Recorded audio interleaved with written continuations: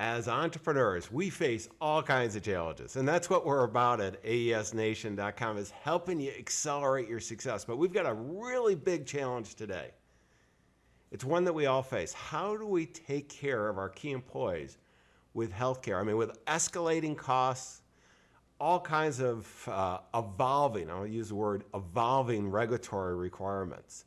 And if we do it right, we can gain an unfair competitive advantage, boost the productivity of our employees, gain real clarity on our budget, and really make a difference. Well, we have a very special guest that is going to help us, David Berg. He was able to redesign his own healthcare for his employees and to increase, dramatically, their productivity and reduce the cost by about 30% per, right off the bat. Think of 30% on healthcare, where this is a big thing.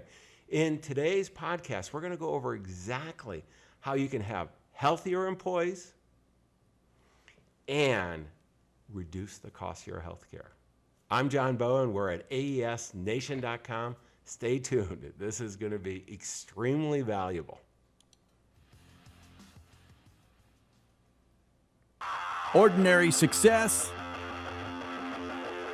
No way. You want amazing, remarkable, exceptional breakthroughs. Dig deep, think bold, drive hard, watch yourself soar beyond your dreams.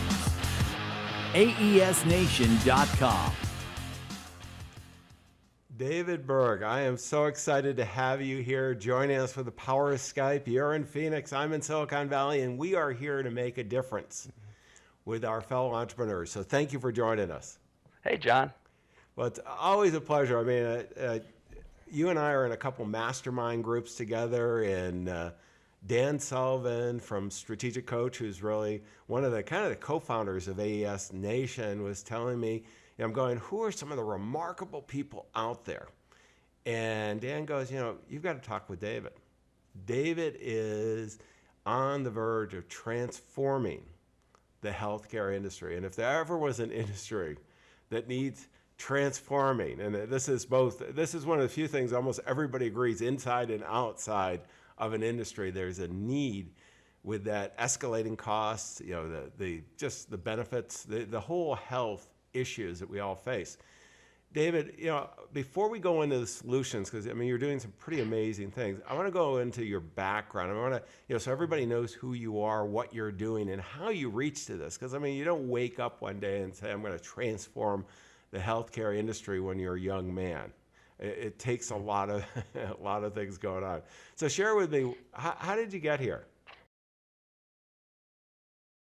Oh, well, the truth is, I went into chiropractic college in Toronto because I couldn't think of anything else to do. It was just a lack of creativity, if I were really telling the truth.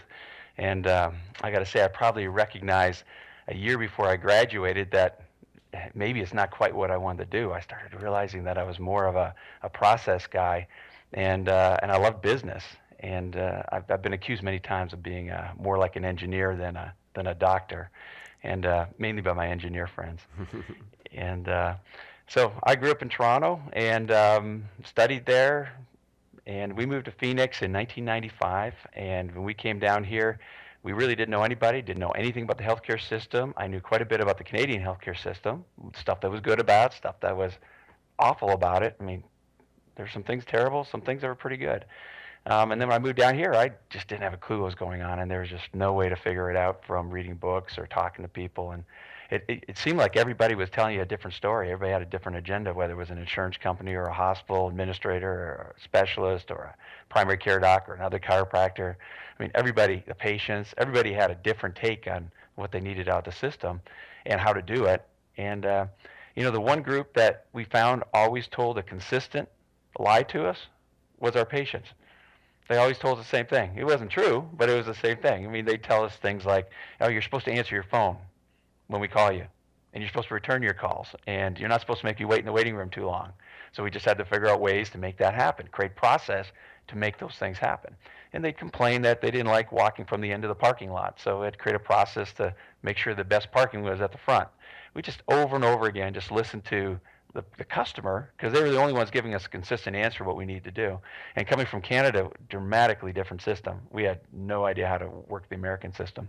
And where it was a huge disadvantage for us for about 2 years, we learned how to adapt and how to learn and how to listen to a customer and apply process to it, to the point now where we're significantly bigger. And well, let me stop you here, David, because Sure. this is important, for all entrepreneurs. I mean, we get all this market research and everything. I mean, our firm, I've got 2 PhDs doing all this research. A lot of Yeah, times, you got to have money to do that. well, you got to have, well, you have to have some money to do that, but it's, it really what you're doing is you're just listening to clients and future clients on what they want. And I'll tell you, this is just so invaluable, having the market research. And the simplest way is just asking your clients or customers, and they're going to give you some amazing feedback, over and over again as entrepreneurs. So tell me, David, the business you have now, I mean, I know you have 2 businesses, and one, go with kind of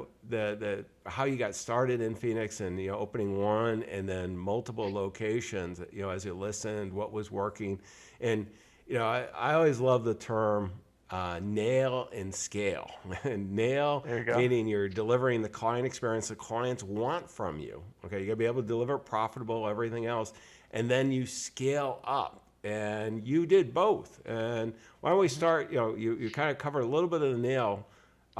Tell me how you finished that off, and then scaling up to multiple locations, because this is, as entrepreneurs, we're always looking, how can we grow best to support not only our customers, but build a great quality of life for ourselves and all the stakeholders. Sure. One of the things that our customer told us over and over again is, hey, when we live in Phoenix, a lot of people move here, and a lot of people bring their families here, their extended families. And they said, hey, when they need it, my family comes here and they need a doctor, you got to be their doctor. And we didn't know that it was okay to close your panel and stop accepting patients like everyone else was doing. We just didn't know it. And so we just had to figure out a process to keep expanding. And originally, we just kept expanding in the same place, got bigger and bigger and bigger, from 5,000 square feet to, I think we got to about, let's say, 22,000 square feet, just kept adding on. And in about 2007, I was getting killed with my healthcare costs. Every year I've seen 20% increases. It seemed like, at least, I think I had one year at 15%, and I was, everyone told me I should be happy with that. But usually it was 20, 23, 25% increases. And I was doing what everyone else was doing, trying to hang on. I was raising the employee portion, what the employees had to pay, and their deductibles, their premiums, their co-pays. And more and more, we were just knocking heads on, it was an adversarial situation. And quite truthfully, it just wasn't working for me. It wasn't working for my employees either. And in 2007, we decided to just tear it down and start all over again. Let me stop you here, because a lot of us are at this point now. You got there in 2007, but so many of us, okay, healthcare costs are raising, pretty significantly. We're asking our employees to pay larger and larger shares, which for some reason they don't really like. And all of that, the quality of care seems to be going down in so many places. And many of the healthcare groups have kind of are no longer taking patients, or restrictive. And, that's affecting the overall productivity. I mean, these are all bad things, David. And, you were facing them in 2007. Because, I mean, all of us now know that feeling. We're there. So what did you do? All right. So we only had the one center at that time, and I'm going to fast forward because I know you're getting there. We now have, I think we got 9 centers going on 10. I've kind of lost track of them. We've got a 10th one. I think it's 10th one come on board in about next 3 months. But we've used all of our healthcare savings in order to fund that. So think of that for a second. In an industry where everybody's contracting in healthcare, joining hospitals and consolidating, we've gone from 1 clinic to 10 clinics in about a 3.5-year period. And I'll tell you, I funded the entire thing with my healthcare savings. So 2007, and let me back up. So we are spending the same money today as we spent in 2007, and we're covering way more employees. And in 2015, when we redo our new health plan, we will have 100% coverage for all our families, for our full-time employees, and for all our employees who are part-time. And the reason we can do that is because last year we saved about So, $700,000. I want to stop here because one of the things we get asked, I'm on the financial side, as you know, David, and many entrepreneurs are looking for capital to really expand and so on. And you're kind of saying, well, it's there already. It's there already. Yeah. It's there already. Anytime you can get rid of waste and inefficiency, that capital is ready to be deployed, whether it's to expand your business, hire more people, give raises, buy a boat, whatever you want to do with it. And over the course of 2007, we just figured out how to save more and more money every single year and improve the benefits and improve the health of our people. And quite frankly, healthcare is a tool for us at this point to help us grow our business. And when I say it's a tool, I would say that our employee base, the majority of it is anywhere from $12 an hour to $18 an hour. That's the majority of our employee base. And to that for that wage scale, healthcare is a very important thing. And when you can offer free healthcare, essentially unlimited free healthcare, that's excellent quality, that's accessible and available to them, you get a lineup of people who want to work for you. And we have hundreds of people. If we put an ad out for a receptionist, we've got hundreds of people who want that job right now.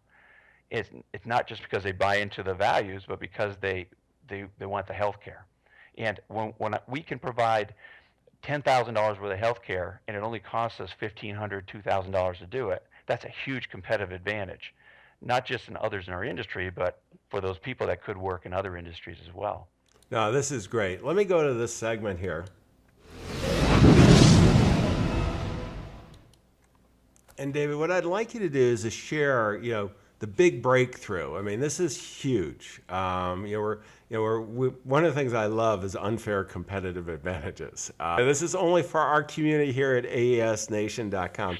What are, you've encountered the challenge, this escalating costs, the whole healthcare thing. You overcame it, and you took your business to a much higher level. And you went from one, growing business to now 10. What were some of the key things that your fellow entrepreneurs need to know that they can do right now to help them achieve the same things you did so they can accelerate their businesses? Okay, so the very key thing is they have to think differently. They have to think the unthinkable. They have to stop listening to the experts. When I say stop listening to the experts, I don't mean that the experts have nothing of value, but we have to stop letting the experts decide for us. And that's the problem that I had when I was having 20% increases, is I was letting the experts decide what I should do next. And when I started realizing that I'm the person who had to make that decision, that was the first thing. And when I started demanding that I understood where the money was going, dramatic things changed. The first time I wrote a check and I realized that a baby cost $6,000, that was eye-opening to me because I didn't know what a baby cost before. Mm-hmm. So when I was able to create a system where I got to write the checks and just see what things cost, I could figure it out from there. And then the next baby cost me $15,000. And to me, for everything I could tell, it was the same baby. It could have been the same doctor. It's just different hospital, different facility. I'm going, hey, something's wrong here, right? This is something's wrong. And so the first thing is just think the unthinkable and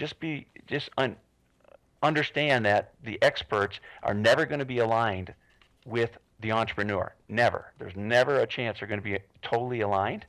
So use them for their knowledge because they have very valuable knowledge, but don't use them to make the decision for you. That is a mistake that I made, and I think many entrepreneurs make, and it's the biggest shift we got to get people to make first. But then once we do that, that's when a whole bunch of things open up. But until they do that, nothing I'm going to talk about now really even matters, right? So it's not so much about giving this information to people who need it, because everybody needs it. Every company needs it. But only some want it. And what we're experiencing is that medium, small size entrepreneurial business also want it. When you start talking to bureaucratic, bigger corporate government entities, they really don't want it, right? They might need it, but they don't want it. Let's assume that everybody listening on the audio podcast or watching this on video podcast, they want to be successful on purpose. They're there. They value experts, but they can make their own decisions. They understand that not all the government experts are aligned with them. They're ready to go. What should they be doing now that they're kind of there with you, David, and they go, okay, I'm gonna make some changes that are gonna be great for my employees, great for my business, and it's gonna increase our productivity so we can serve our clients well. So John, that's the problem. There's nothing for you to do first. There's things for you to think first, things for you to understand first. And everyone's trying to jump into doing with healthcare before they've really figured out what the strategy is that makes sense for their company. So, there's two main problems. There's two main problems. There's 1,000 problems in healthcare, but there's two main ones that if we fix them, all the other ones really don't matter too much. So let's think it out. What are those two problems that we want to solve? Because if we're busy putting energy and allocating resources into problem 3, 4, 5, 10, 30, 1,005, but we don't address 1 and 2 first, we're wasting time. And that's what I see happening with entrepreneurs, is they're focusing on things like wellness programs. Oh, I got to get my smokers to quit smoking, or I'm going to only hire healthy people, right? They're focusing on the wrong things because they're not thinking right about it. The problem, and Dan Sullivan says it best. He says the problem is never what you think it is. It's always the way you're thinking about it. So it's not about doing something differently first. It's about thinking about it first. So let me tell you the two problems that if a business would solve, takes care of almost all the rest. And that's really what Redirect Health did, is it just realized that only a couple things matter, and we need to get excellent at a couple of those things. And here's the first one. It is impossible to be a great healthcare consumer in the existing system, meaning that there's non-transparency of pricing and there's huge price differentials. Somebody can get a Lipitor, the most common cholesterol-lowering medication, can cost $14.14 at the Safeway, a mile and a half from here. At the CVS across the street, it can cost double that, more than that. It's $40, I believe. And there's a great app I shared with you earlier that can tell you what those prices are. Similarly, that same Lipitor, put it in a shiny box and give it a brand name, exact same drug, can now go from $14 to $256 in the same store, in the same pharmacy. Those kinds of price differentials are all over the place. The worst one that I've seen is amoxicillin, which is the most common antibiotic. So anyone who's had an ear infection or pneumonia or strep throat has been prescribed it. The differential on that is $18 to $960. Think of that difference. So how can you possibly be a healthcare consumer if that differential exists in the marketplace and you don't know that it exists, and somebody else is paying the bill? You're not the purchaser and your user, but you're not the purchaser of it. What about hospitals? All day long, we see that MRIs can, if people don't know, they're going to pay $2,000, $3,000 for an MRI at the local hospital emergency room. That same MRI is only $400 across the street. Or babies, like I mentioned earlier, go from $6,000 to $17,000 in my Phoenix market. Knowing where those price differentials are the first step to being a great healthcare consumer. Would you agree? Yeah. Having gone some of the things, I had a little walking pneumonia earlier this year, and so I took the drugs and a couple, just all the healthcare. And prior to that, I'd never really been sick, and just seeing a difference in cost, it's an amazing dealing with that transparency. And we're going to talk about, I'll bring up the app in a little bit, but because I think just that simple illustration is so powerful. Okay, so first thing is here's a big problem that you solve. People cannot be great healthcare consumers. They can't even be marginal healthcare consumers the way the system's set up. Here's the second problem. Even if they could figure it out with apps, with knowledge, if we gave them the data, it wouldn't matter, because the system is designed right now to not benefit them or the employer, the purchaser or the user of healthcare. Those are the two main problems that if you solve them, if we create a system, if a company, an entrepreneurial company, creates a healthcare system for themselves, such that if smart decisions are made, the company and the employee gets rewarded for it, right? And they do that first, and then secondly, they facilitate great decision making. So, David, help me out with, I just want to go to the system. I want to make sure all of us are together on this. When you say the system isn't designed for the consumer, give me a couple of examples where you think it's really broken. All right, so let's say that you purchase insurance from a traditional payer I'm not going to mention any names, but you know who they are. And your employee makes a poor decision or no decision, and they end up going to a hospital for their MRI, and it costs them $2,500. Well, the truth is, it might only cost them $100 or $25 or $400 because of their copay or the deductibles, how that sets. Well, somebody's going to pay the other amount. So let's say they make a poor decision, meaning they could have gone for $400 price tag for an MRI, but they end up going for the $2,500 one. The insurance company's going to pay that, right? Yeah, definitely. Well, and they're going to raise your premium next year, right? So who's going to win in that deal? Are you going to win? No, You're not going to win. The insurance company's going to get more money next year from you. They're going to give you a 20% increase, 15, whatever it is, to pay for it. And they're going to put you in a pool and do it with everybody else. Well, then let's say that your employee makes the right decision, a smart decision. They know that, why would I go to a hospital, get a $2,500 MRI when I can go get a $400 one? It might even be a little cheaper for the employee. But let's say they did that. Let's say they went there. Who's going to benefit from your employee going for the less expensive, higher value MRI? Are you going to value it? Are you going to benefit from that as the employer? No, your insurance company will have a higher profit that year. So your insurance company will win either this year or next year. Well, and the consumer, for the most part, is usually indifferent because of the copays and so on, or it's not as big a savings. So I mean, so the system is broken. Or they don't know. Yeah, and in many cases, I'm in a concierge service, and I know it's so it's so broken. The doctor, my generalist, is just a great guy, and he's a good entrepreneur, and he asks always, okay, what kind of health insurance do you have? You have these options. He's going through some of the things that you are going through. You can go to the hospital he's affiliated with that's across the street and get the MRI for X, or you can go down to the place, it's a few $100s, probably doesn't make that much difference to you, with your company, and it gets going in this. And I can see where most people shut down. One of the things that I love about what you're doing, David, is you didn't shut down.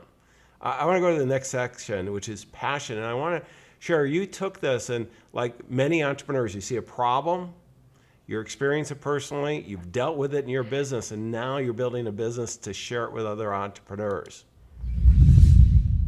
The key that I'm looking for here, David, is what are you doing now that you're really passionate about? I'm thinking about the Redirect Health. I mean, what are you doing in that to make this work? Yeah, so I freed up all my time from my main company, and I've got a CEO running it now, and it's self-managing, and Dan Sullivan was instrumental in helping me get that done in the last year. So now all my time is on Redirect Health, and we are reaching out to the broker community and educating them. We're reaching out to the business community. We have had several meetings with governments and larger corporations, and they all agree they need it, but there's really no mechanism for them to deploy it. So all our efforts right now are with the smaller and medium-sized entrepreneurs. So companies anywhere from, say, 20 is the smallest we've gone to. I think the highest we've gone to is about 2,500 And employees. What do you do, because we know the problem now. You've been really articulate in this, David. Yeah. So what's the solution? How does your group help other entrepreneurs? So step one is we get them thinking differently about it. Step two is we build them a system. Right, we build a system with real insurance in it, and there's a bunch of components to the system, and we don't have time to go into all the components that are there, but I will tell you that the most important part is not the components in the system, it's how the components connect and touch each other and interact with each other.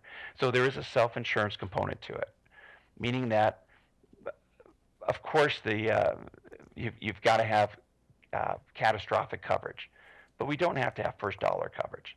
Things are much less expensive if we pay for them as they're happening than if we pay an insurance company then has to pay them later. Remove just dollars and dollars and dollars and percentages of inefficiencies and administration in that system. So first thing we do is we build them a system. That's the first thing.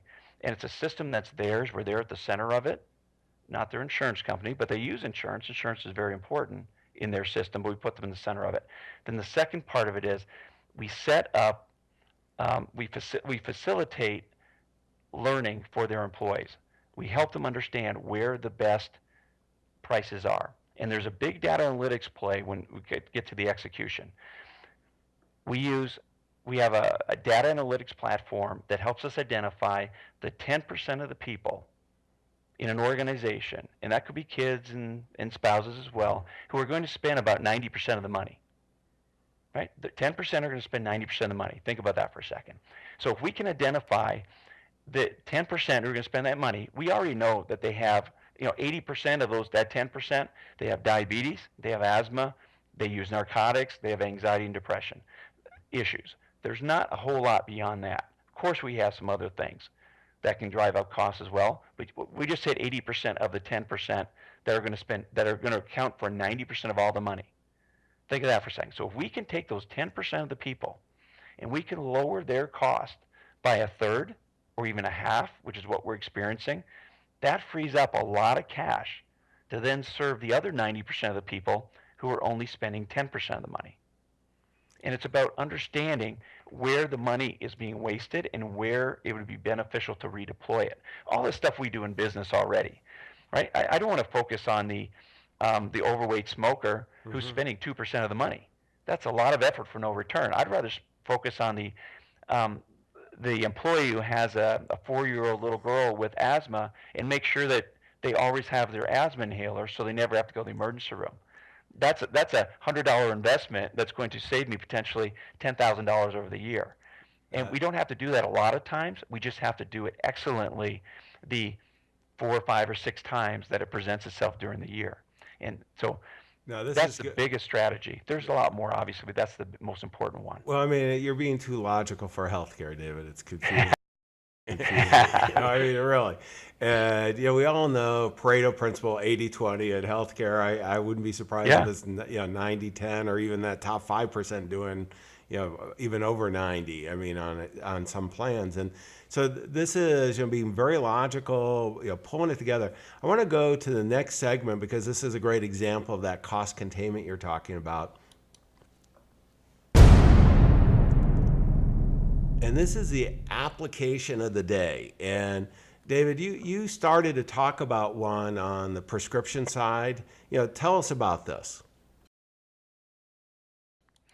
Well, GoodRx is just a free app. At least it's free today. I'm going to pull it up on the screen. And for those of you who are not on the video side, you can always go and get the transcription, all the links that David and I talk about, as well as the show notes at aesnation.com. But this is GoodRx.com.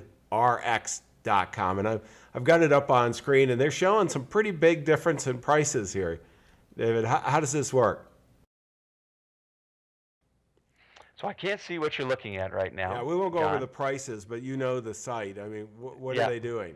So what you can do is you pull up the medication that you would need, whether it's Lipitor or amoxicillin. Those are the 2 very common ones: Lipitor for cholesterol, amoxicillin for upper respiratory infections.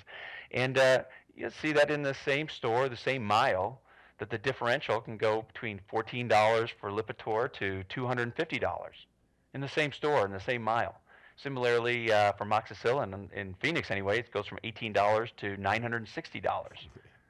It's just crazy. You wouldn't see that in a pair of shoes or TV or anything, right? You loaf of bread, you just don't see those differentials. Plus, if you did, everybody would know about it. Well, and these are commodities too. I mean, they're clearly they have to be generic, the same. They're off patent. There's just, you and I could set it up in our basement and create a lab and do this. I think. Yeah. I'm sure there's some FDA regulations around it, but we get around them. No, to see that kind of price differences, and this is when we see something broken, is capitalism does work. I mean, free markets, a free hand.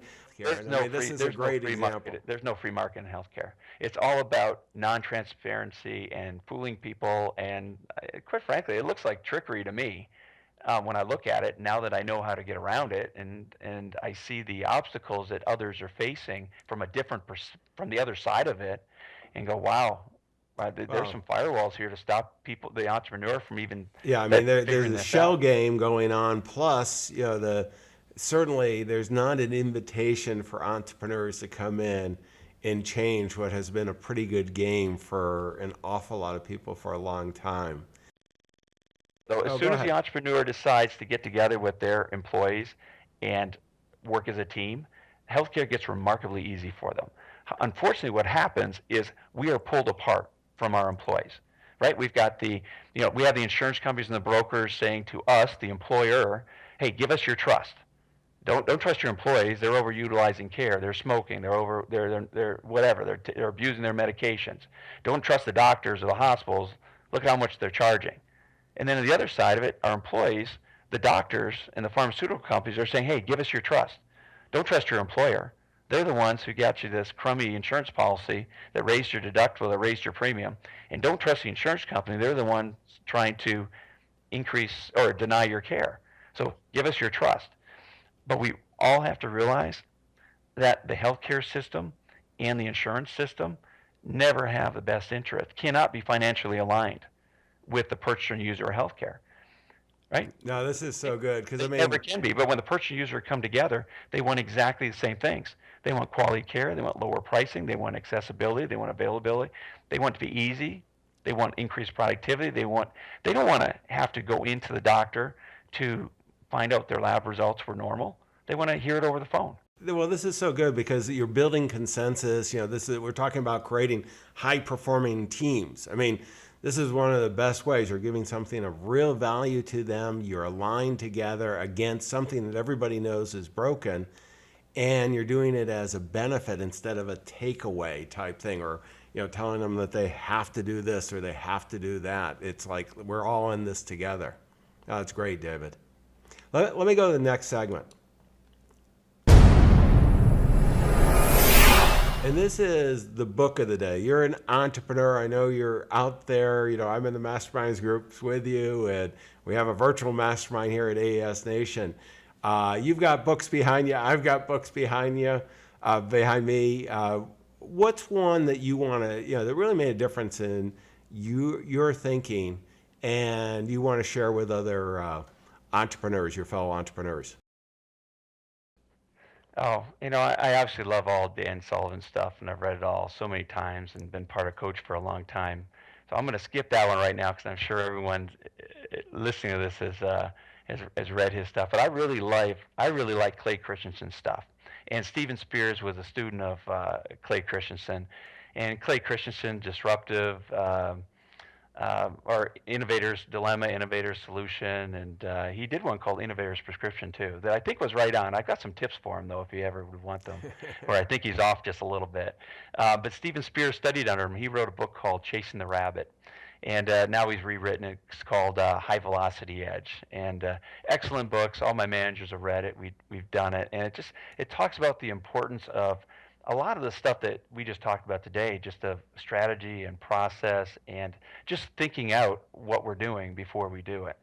And using a lot of Clay Christensen's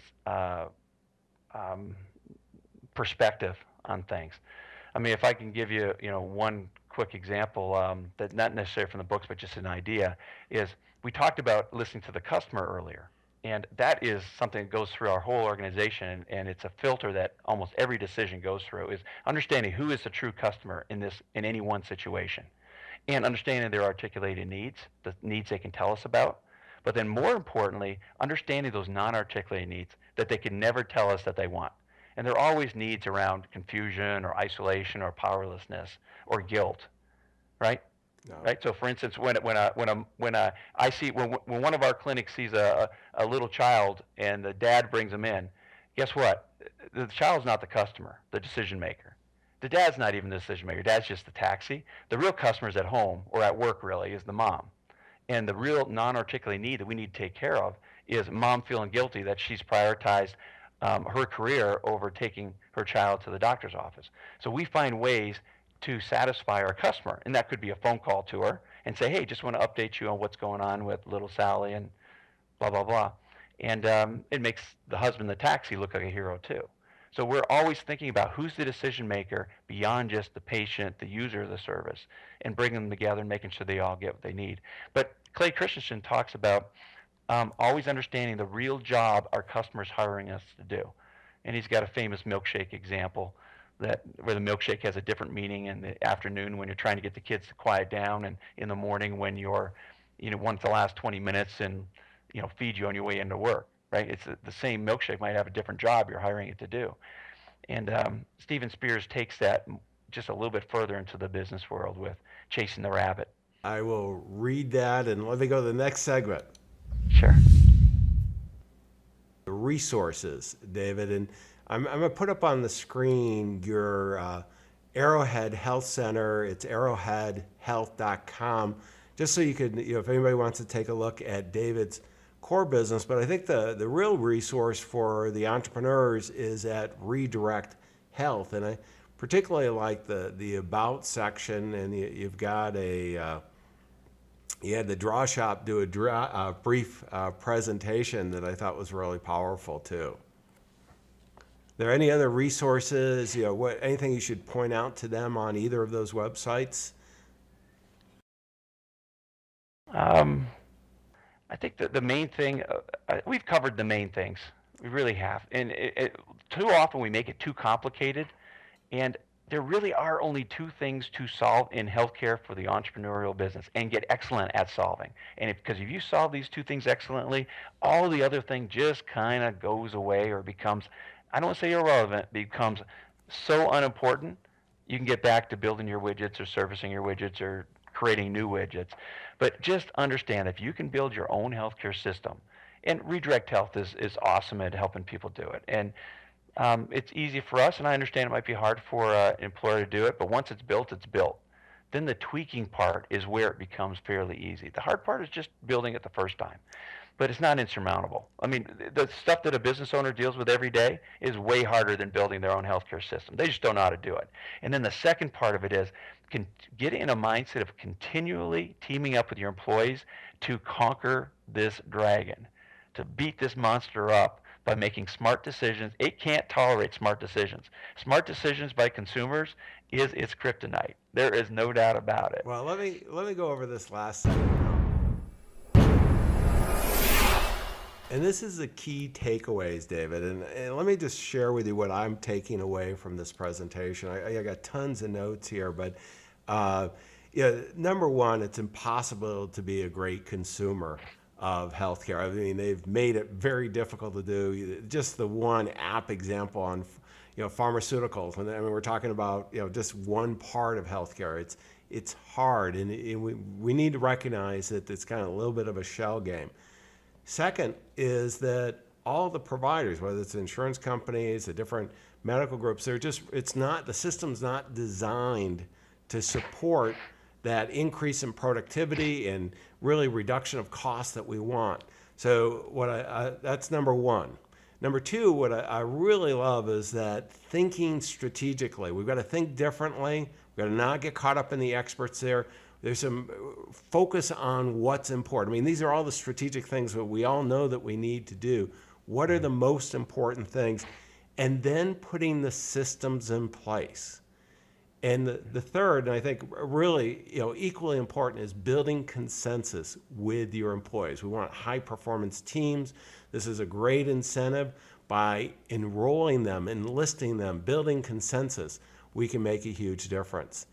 David, I'll tell you, I really appreciate this interview and all the work you're doing to make a huge difference. Thank you for sharing your insights. You're welcome, John.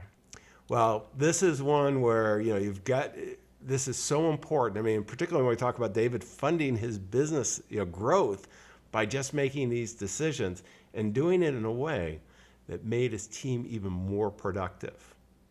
Your clients, your future clients, and all your employees, they're counting on you. Don't let them down. We wish you the best of success. Exceptional, remarkable breakthroughs. AESNation.com